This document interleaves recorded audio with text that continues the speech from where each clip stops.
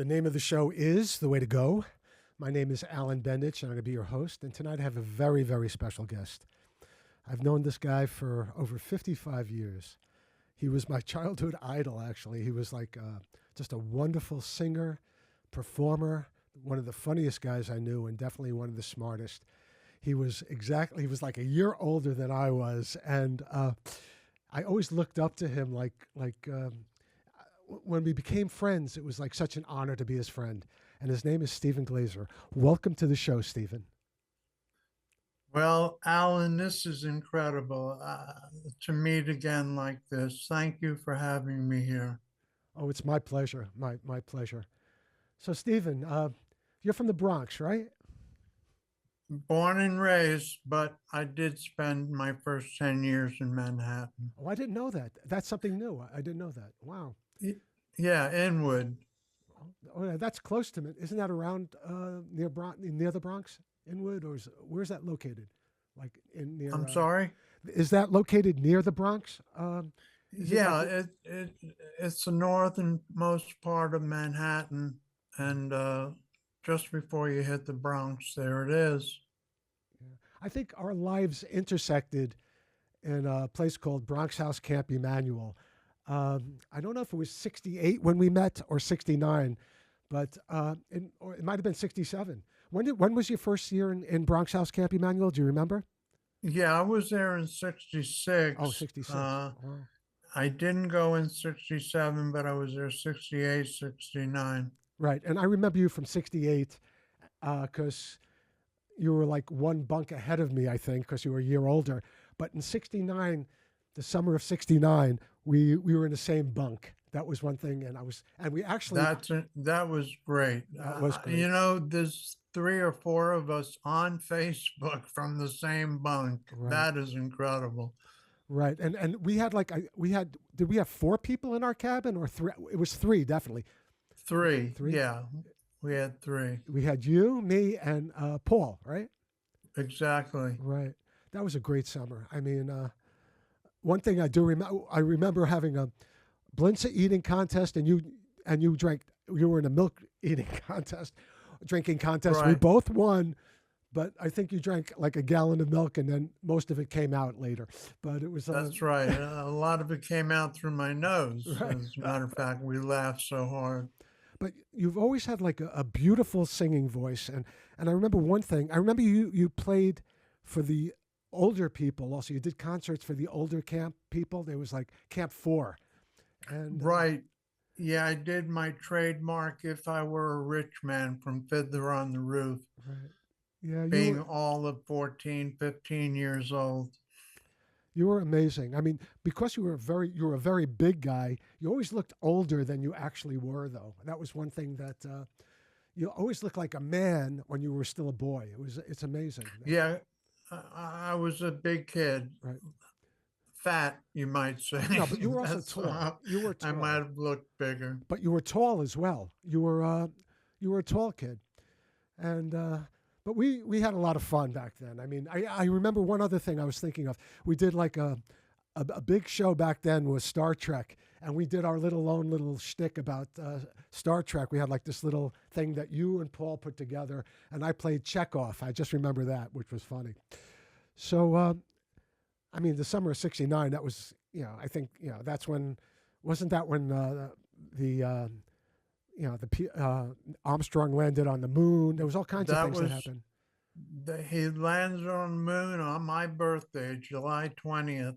I Right. remember that Herb, the camp head counselor, Right. had gotten a television, turned it around on the house so all the campers could see.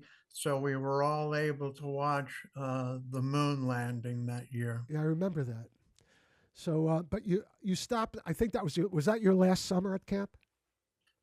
69, yes. Otherwise, I would have been in work camp the Yeah. next year. Right. I'd gone there. And it's a shame that you didn't come. But I'll tell you, for those years, those 3 years that you were in camp, you became such a memorable person. I mean, like Dory Engel, Devora is so excited to see you. Helene is going to be excited to see you. They did that. They mentioned that on Facebook. They're excited to see you on this Hmm. show. Um, and of course, your brother. I have to mention him again, or else he'll be very upset with me. Who's your brother again? My brother, Glenn Glazer, salesman of the lifetime. Right. He's my friend on Facebook, and he was always was he a year behind? He was actually probably how old is he? He's 2 years, 5 months, 7 days younger. So let's see. So That makes him around 67 and a half. right. So he's 67. I'm 68. I'm going to be 69, and so we were all like a year, like 3 years in a row. He was 67. I'm 68. You're 69. Going to be 70, and I'm going to be 69 next month as well. So it's funny that a year makes such a difference when you're young, but when you get older, it's not that much of a difference. But if a person was in bunk 1 and someone was in bunk 2 in camp, it was such a big difference. No one interacted. So Right, right. it's funny That that that 1 year. 1 year in age makes a difference, even 6 months sometimes. Right, it's crazy. So what happened after camp? Uh, After camp, I guess, something, while you mention it, my closest friendships came from camp to this day, wow. you know. Yeah. That's what was amazing about it. Yeah. But Bronx House was a good. no, after the summer, you go back to life and, school. You go to school, Right. drop out of school. I dropped out of school. Um, but uh, it's hard because you can't wait till the next summer so you can go again. Right. But I'll tell you, even though you dropped out of school and all this, before you dropped out of school, I just remember, you were such a singer. I mean, again, another memory that I mentioned to you earlier on the phone. I just remember we took a trip. You, me, and Paul took a trip to Lake George, and Oh, yeah, that was a lot of fun. it was a lot of fun. But the thing I remember most was you singing a cappella, Eleanor Rigby, and I'll tell you, your voice was always beautiful, and you were always a performer. I mean, no one could perform better than you. You were such a positive image on stage, and I was always amazed just watching you and how much you enjoyed it, and how much everyone around you enjoyed hearing you and watching you perform. And I guess that led to a life of performance, right? In your life, Yeah, well, I got through life singing and playing guitar. Got put myself through college doing it. Uh, music. What can you say about music? Every culture and tribe on the planet has music of some sort. Everybody's got a drum or a flute somewhere. Uh, right? so I made my life music. I ended up a lawyer, but I still consider myself a musician. And you play and I mean, how many gigs a year would you do? I mean, you played a lot, right? I mean, you played around. You told me you played in Yeah, Vegas, I'm sorry, you said I played a lot. right? Yeah, and then I also said you played in Vegas, you played in Florida. I mean, uh, Oh yeah, I played all over Florida.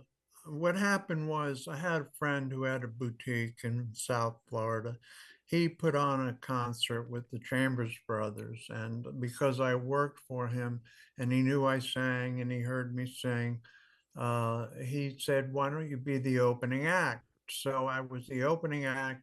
The Chambers Brothers were a little old at the time, 1971. I think their big hit was 68, maybe. right, But anyway, in 1971, they were real popular. I got out on the stage. I was 17 years old. There were 10,000 people. right. So that satisfied my need for loving right then and there. It must have been a rush to see so many people. I mean, it must have been incredible. Did you? And then you continued to play, right? You continued to do concerts, and you continued. Oh yeah, I one of the bands, Peace and Quiet was their name. They had an album out, and they played right before the Chambers Brothers, and they asked me to be their opening act. So I traveled with them for about a year throughout Florida, and we was like rock and roll band in gymnasiums at local colleges and high schools. It was quite a deal. It was it was So it when was when fun. when I was 17, turning 18. It was incredible. so when did you decide to go to college, go back to school? Alan, that's wild. When I was 20, 1976, I remember it was the bicentennial. I bought a semi, an 18 wheeler with North American van lines. Well, I did that for 18 months. I got on the phone one day to my brother, Glenn, and we're talking, and Glenn says, you know, you can be so much more than a trucker. And he was at Santa Fe Community College in Gainesville, Florida. And he said to me, you know, why don't you do something about it? So I said, okay, I'm going to go to college.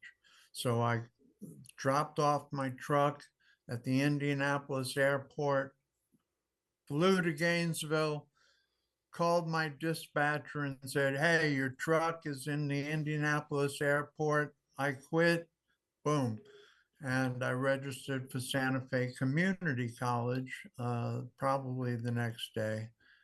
And the rest was history. I ended up with an AA degree there with like a 3.9 or something like that. So, University of Florida took me. I ended up with a 388 there. So, despite having probably the lowest LSAT score ever for the school, I had life experience and I had a 3.9 from the history department. So they took me. And the bottom line is I ended up a public defender, which is what I always wanted to do. Do you remember your first case? Yes, I do remember my first case. It was a misdemeanor battery. It was in Gainesville. The guy had mental health issues, and it was for real. But he comes, it's a battery case, mind you, and he comes into court with, you know, those bracelets with the like bullet heads on them. Yeah.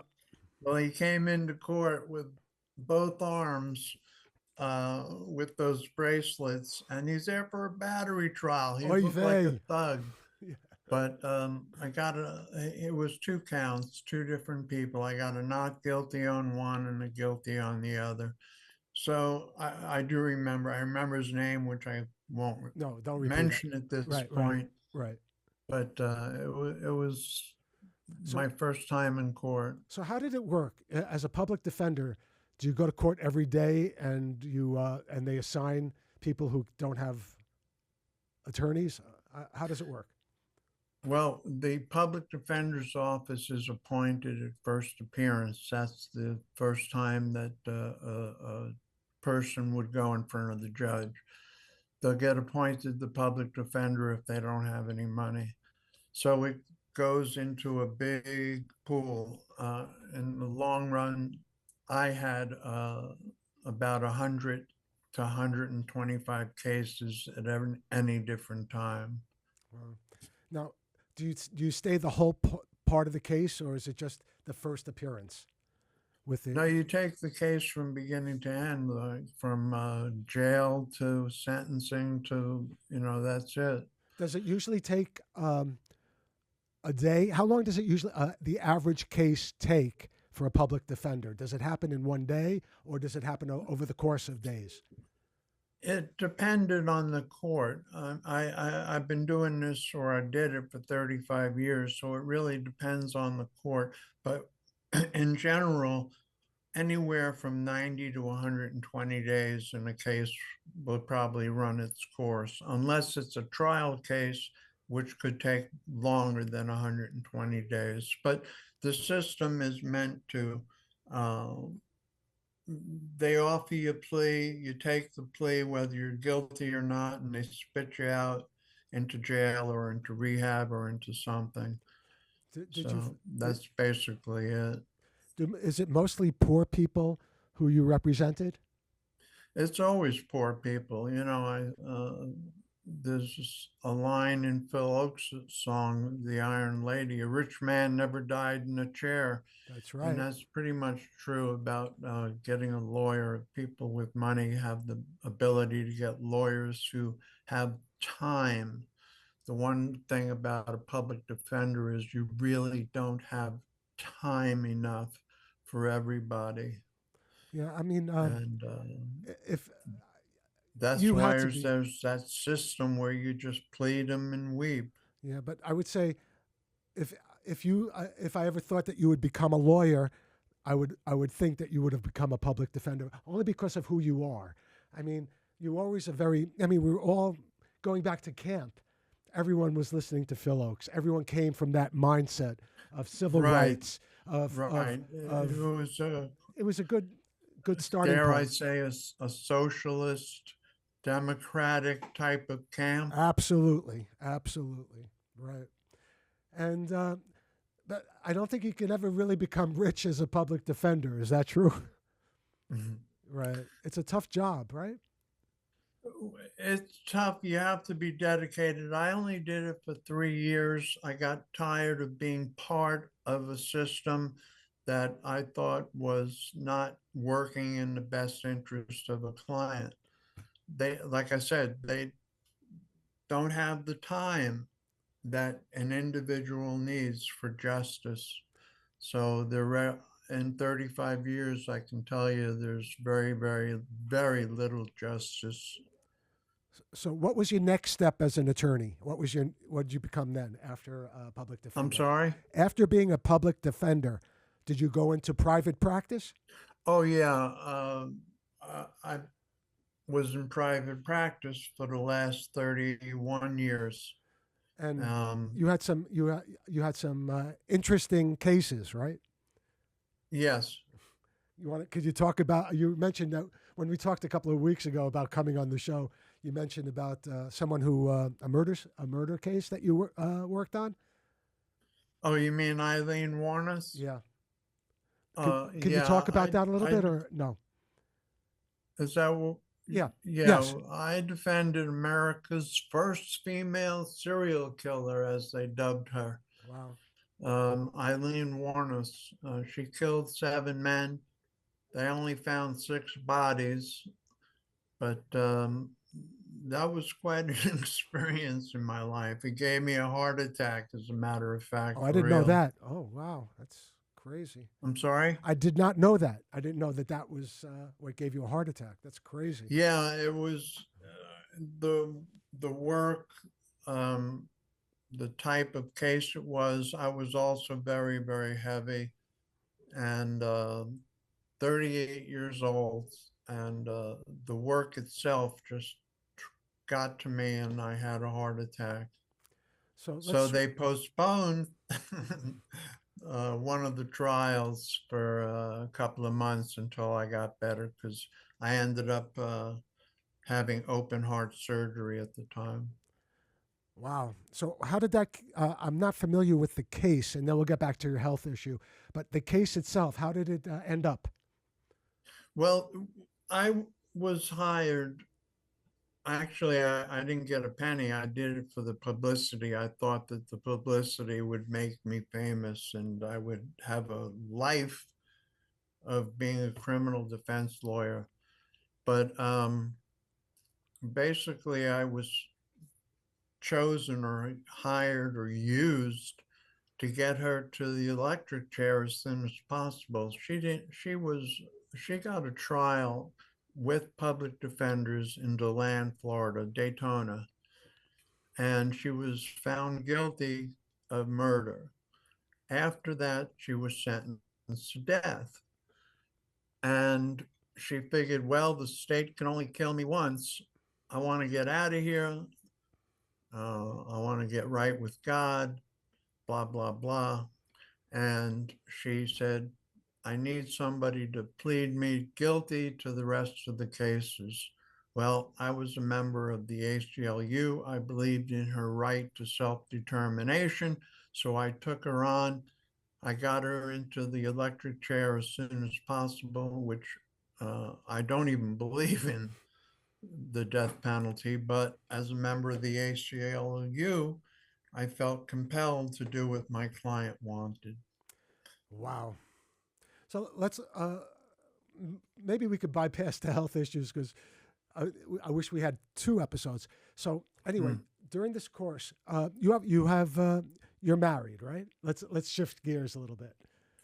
Yes, Um, I'm married for 12 and a half years now. right, and you also have a son, right? Yes, I have a son from a previous marriage, my beautiful boy, Cody. Cody, yes. He's 32, just gave me a grandson. So Wow. I became a grandfather about 12 weeks now. So what's your grandson's name? Benjamin. Benjamin Glazer. What a name. That's a Yeah, nice name. That's a nice. Benji. They've been calling him Benji. Yeah, I've been seeing pictures on Facebook of the two of you, and I'll tell you, both of you look adorable in that picture. You don't have to say, you know how sometimes you see a baby and you got to say, oh, what a beautiful baby, Yeah, and the baby's ugly. But this kid is gorgeous. right. I can't believe So, do you get a chance to see him often? it. Alan happily, luckily, he lives 1.7 miles away, Wow. and I've seen him every week since he's born. And let's hope you keep on seeing him, at his bar mitzvah and when he gets married and everything like that. Baruch Hashem, Baruch Hashem.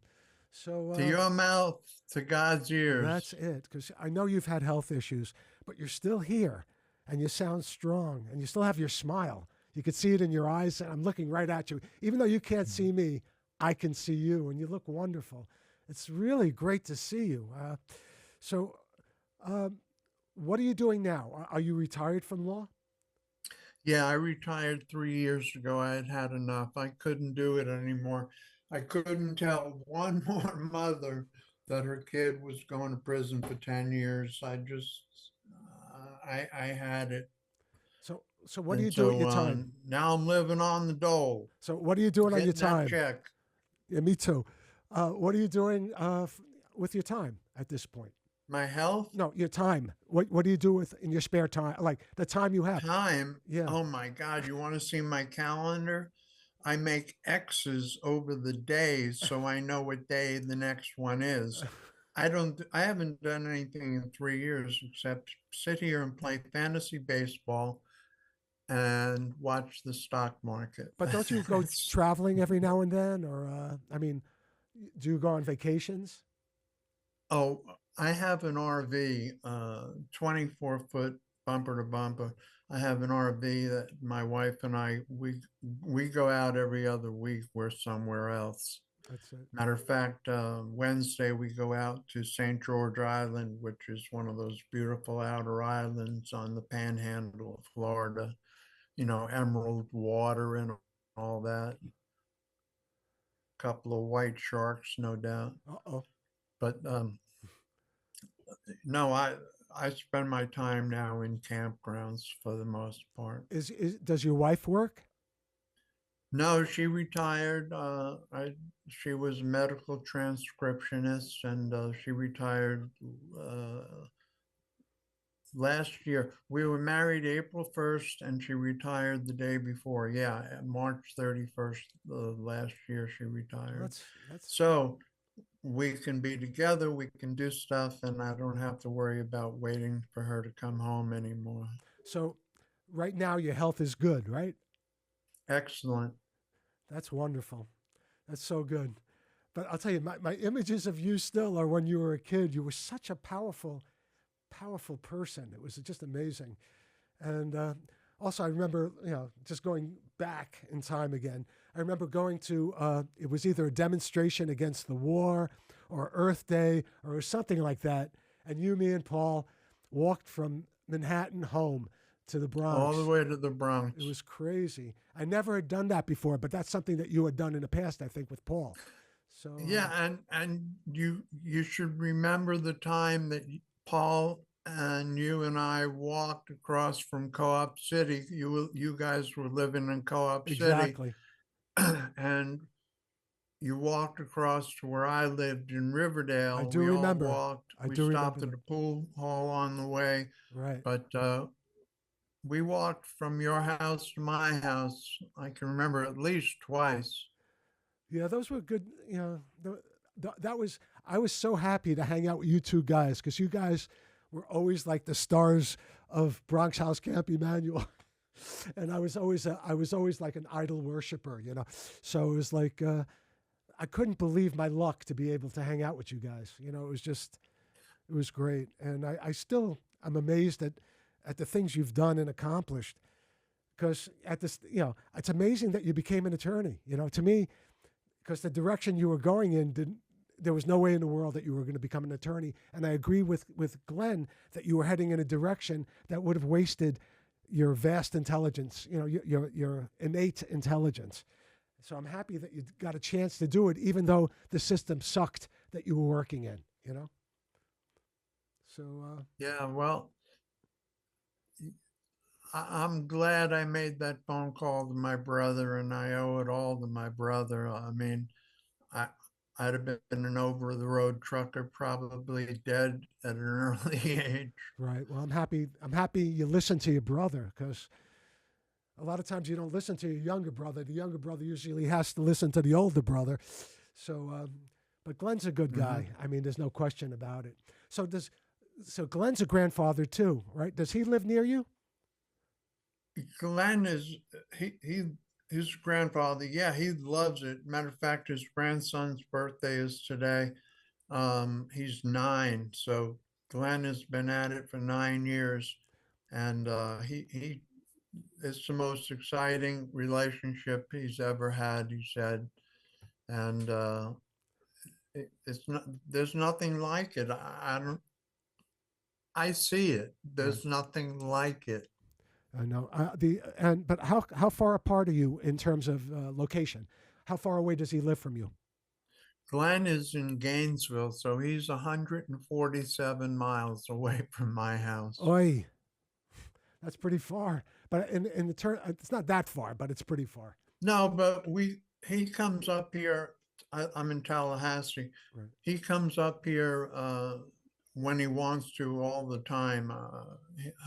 He doesn't mind the drive. It's only a 2 hour, 5 minutes away if you look at it that way. It's Right. only, you know, 2 hours, 20 minutes max. It's all super highway, of course. Right. But what did I read once? The road to a friend's house is never too long. That's true.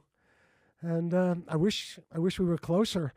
I'd have you on the show all the time because I'm still amazed and I'm still a fan, and I really loved you being on the show today. I mean, and hopefully one day, if the studio allows it, we'll have you on again. You know, it's. I hope you had a good time. Oh yeah, Alan, when I was growing up, you were one of the good people. I got memories, but you were one of the good people in my life, and I'll never forget it. And I'll never forget you, Steve. But unfortunately, there's just one thing left to say. That's a wrap. Good night, folks. Thank you. You're welcome.